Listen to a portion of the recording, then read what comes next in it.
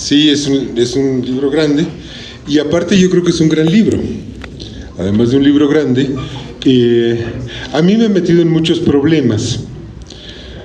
El primer problema en el que me metió fue cuando López Obrador me pidió que le ayudara a corregirlo, y tenía 15 días para corregir esto.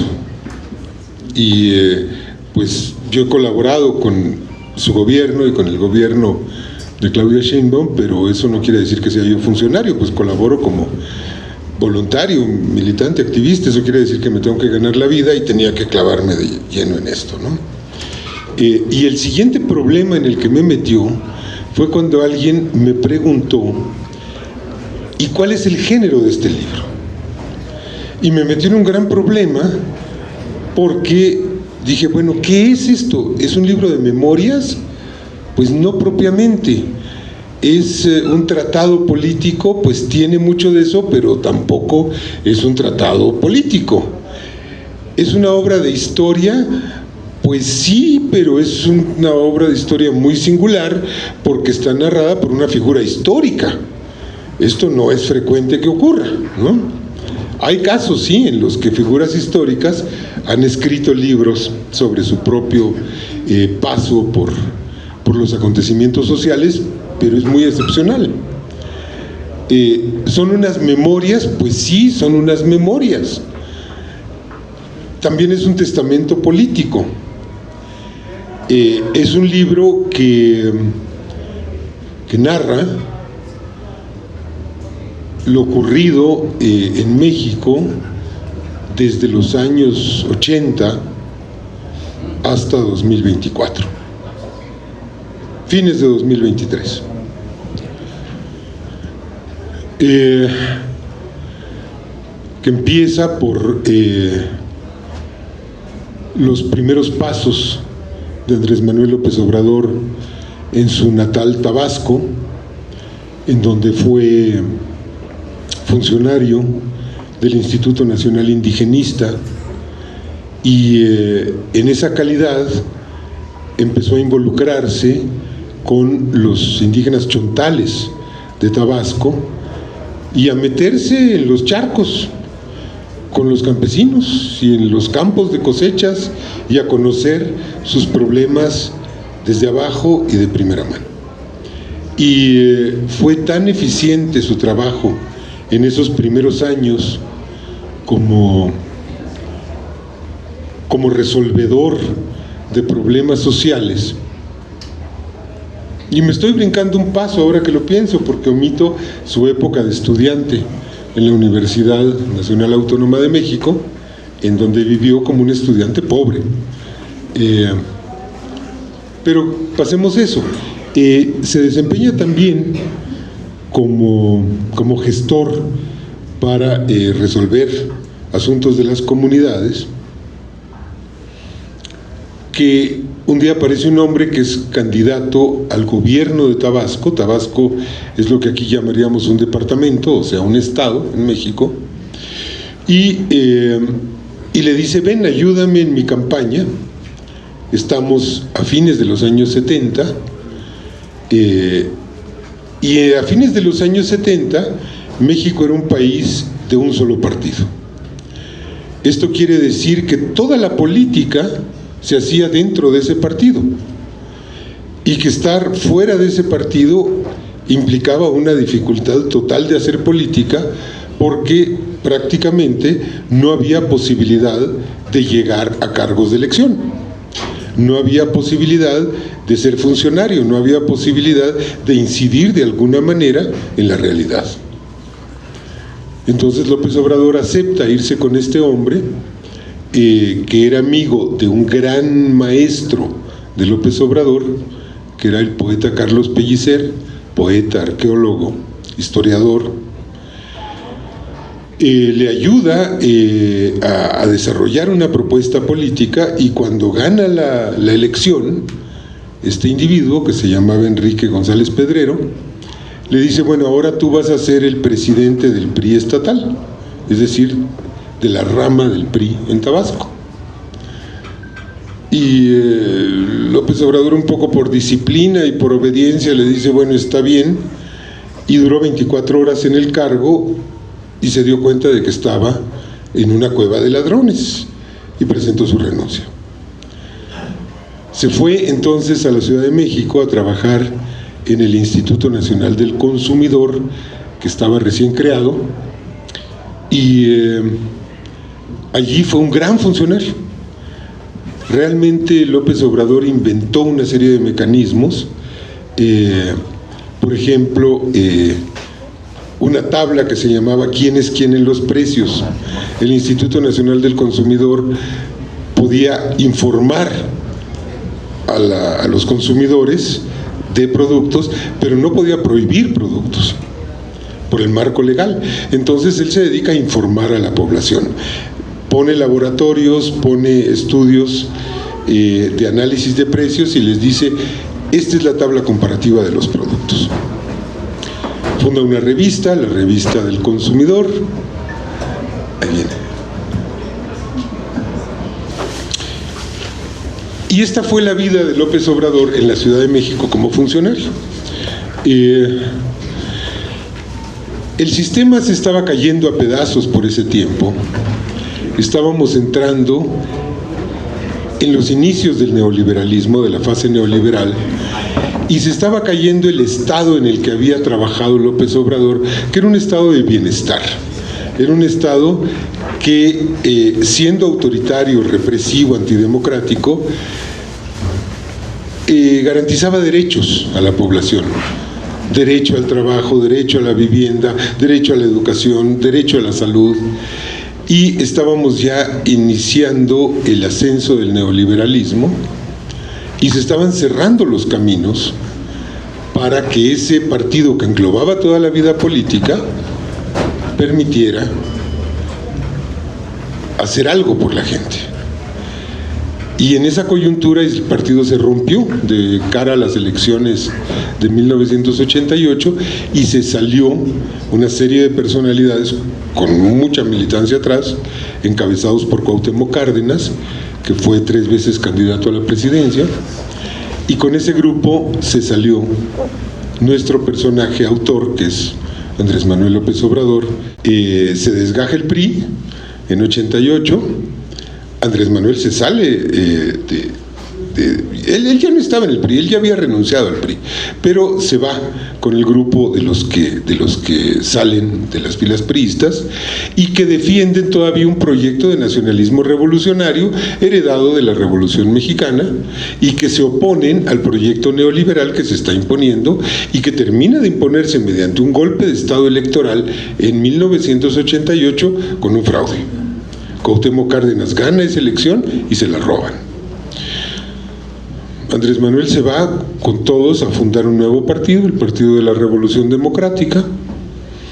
Ese partido empieza a crecer, empieza a tener triunfos electorales y yo creo que desde que empezó a crecer empezó a haber una campaña sistemática de cooptación y de corrupción por parte del poder. Fue un proceso largo, pero lograron corromper y echar a perder ese partido. Y anularlo como opción política. Todavía bajo la postulación del PRD llega Andrés Manuel López Obrador a la jefatura de gobierno en 2000 a 2006. Ahí vienen los primeros intentos del régimen por destruirlo políticamente, le inventan escándalos mediáticos, lo someten a un desafuero, es decir, a un juicio político en el Congreso.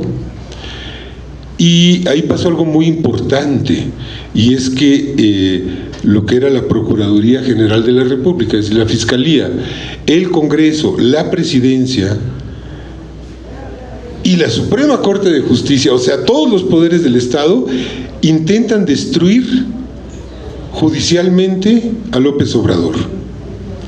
Y el pueblo sale a las calles, por centenares de miles, a decir no pueden destituir a este funcionario por un delito fabricado, porque le fabricaron un delito que era absolutamente ridículo. Es decir, lo acusaron de que él había abierto una calle para comunicar un hospital en un terreno privado, y el dueño del terreno privado había buscado que el Poder Judicial impidiera que López Obrador abriera esa calle, y que López Obrador había ignorado el mandato judicial y había abierto la calle. La calle nunca se abrió, el terreno era robado, es decir, no era del que decía que era, creo que era federal, ¿no? Finalmente se descubrió que era propiedad federal, y con base en eso desaforaron a Andrés Manuel. La gente decía, no aceptamos que lo desaforen. ¿Por qué no lo aceptaban? Porque Andrés Manuel López Obrador había propuesto al país un proyecto de nación, y esto no se había visto nunca. El país estaba sin proyecto. El neoliberalismo cambió el proyecto de nación del desarrollo estabilizador del nacionalismo revolucionario por un plan de negocios, que era robarse lo que era público y hacer una redistribución de la riqueza al revés, es decir, empobrecer a la gente y enriquecer a los de arriba. No simplifico, así fue. Y la gente estaba harta de eso, porque eso significó una caída en el nivel de vida, en la educación, en la salud, en la vivienda, en las condiciones laborales. Destrozó el campo, provocó que millones de personas tuvieran que salir del campo, de las industrias quebradas, y se fueran a Estados Unidos o a pedir limosna en las ciudades, o a la delincuencia organizada. Fue una tragedia humanitaria que nunca se ha asumido como tal. A eso nos había sometido el neoliberalismo. Entonces, cuando alguien aparece y dice, a ver, yo tengo una propuesta para reorganizar este país, para darle un lugar a cada agente social, a cada fuerza productiva, pues esto generó una gran expectativa para las elecciones de 2006. Y no, Andrés Manuel no perdió esa elección, la ganó, y se la robaron. Y 6 años después ganó la elección de 2012 y la compraron. Enrique Peña Nieto compró 4 millones de votos para asegurarse la victoria. Y en 2018 ya no pudieron porque el régimen estaba totalmente desgastado, y porque Andrés Manuel y la dirigencia en general de Morena, ya se había fundado el partido Morena, habían aprendido la lección, y habían aprendido que el aparato del fraude podía darle la vuelta a una elección cuando la diferencia era de 4, de 5, de 8%. Pero más no podían remontar una diferencia de 10% con fraude, no les alcanzaba el aparato. Entonces ya la táctica fue, necesitamos un tsunami de votos. Y para lograr ese tsunami de votos se requería construir un frente amplio con fuerzas de la izquierda, con fuerzas del centro y con fuerzas de la derecha. ¿Y qué garantizaba la unidad de ese frente amplio? El proyecto de nación.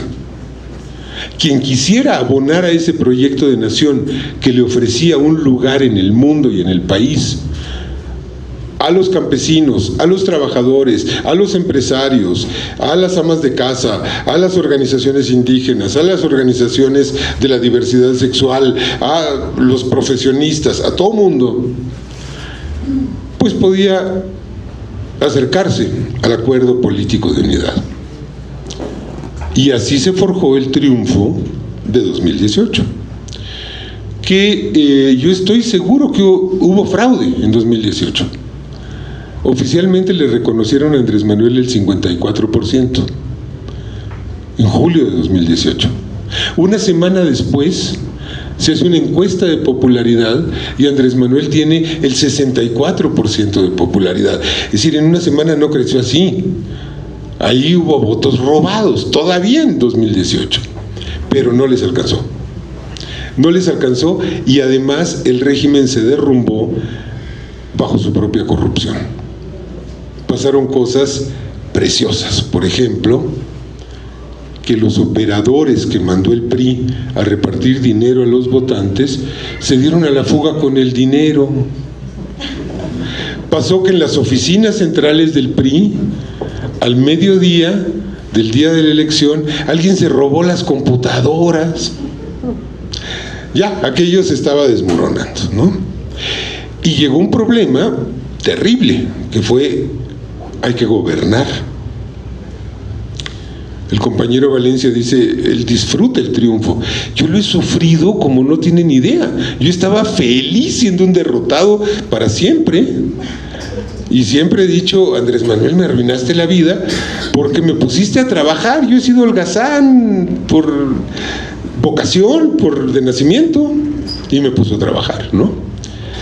Pero, ¿y qué manera de trabajar? O sea, él dijo, yo no me voy a reelegir. En México la reelección está prohibida y además es tabú histórico, porque con el lema no reelección se encendió la mecha de la revolución de 1910 contra Porfirio Díaz, que se reelegía, se reelegía, se reelegía, se reelegía.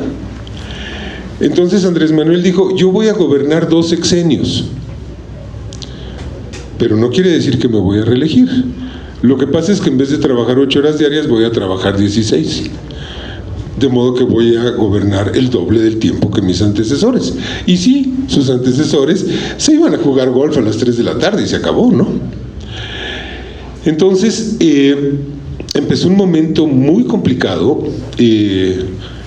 Que retomemos el punto, eso no es una revolución.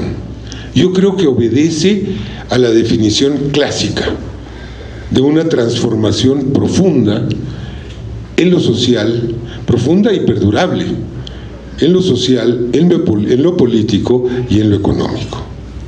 Y en efecto, como decía la senadora, la cuarta transformación le agregó una cuarta dimensión al concepto de revolución, que es una transformación ética profunda, sin la cual todas las demás transformaciones no se sostienen.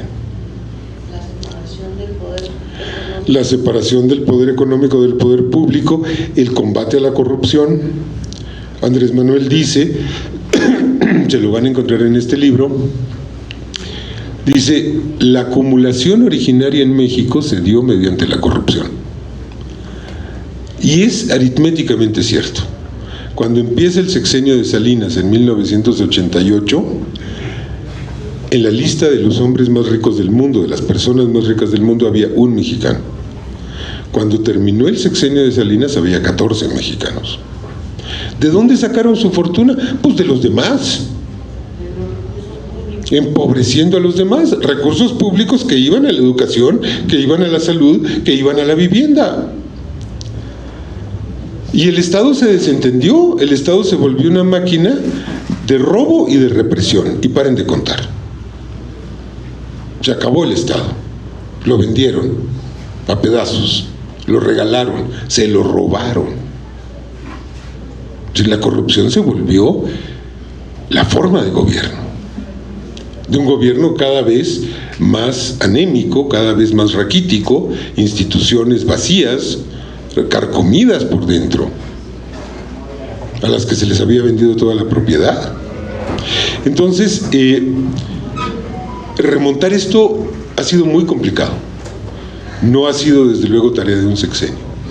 Pero el punto fundamental es que hay principios éticos que obligan a seguir el camino de las transformaciones. Por el bien de todos, primero los pobres. Eso sintetiza el proyecto de nación en la medida en que si se protege a los pobres en primer lugar, eso se va a traducir en un fortalecimiento del mercado interno. Y eso quiere decir que los industriales y los comerciantes van a tener a quien venderle adentro del país. Fortalecer el salario significa que la gente va a tener dinero para comprarle a los que producen, va a tener dinero para ir al dentista, va a tener dinero para hacer turismo, etc. Otro lema es el poder solo tiene sentido y solo es virtuoso cuando se ejerce para el beneficio de los demás.